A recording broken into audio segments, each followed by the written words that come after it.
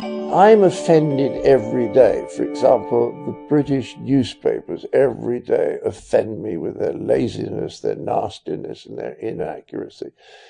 But I'm not going to expect someone to stop that happening. I should just simply speak out about it. You know, sometimes when people are offended, they want somebody to just come in and say, right, stop that, to whoever is offending them. And of course, as a former chairman of the BBC once said, there are some people one would wish to offend.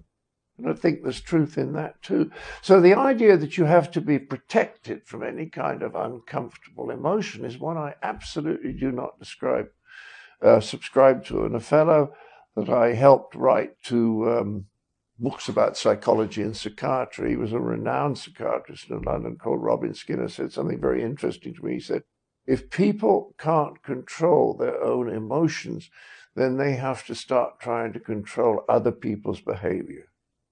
And when you're around super sensitive people, you cannot relax and be spontaneous because you've no idea what's going to upset them next.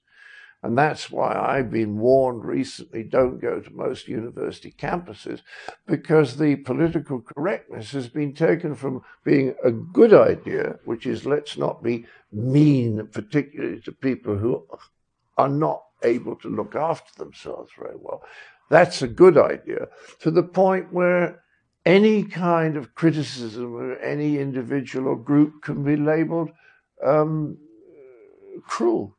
And the whole point about humor, the whole point about comedy, and believe you me, I've thought about this, is that all comedy is critical. Even if you make a very inclusive joke, like, how do you make God laugh? Answer, tell him your plans. Now, that's about the human condition. It's not excluding anyone. It's saying we all have all these plans which probably won't come, and isn't it funny how we still believe they're going to happen?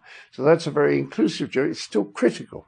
All humor is critical. And if you start saying, oh, we mustn't criticize or offend them, then humor's gone.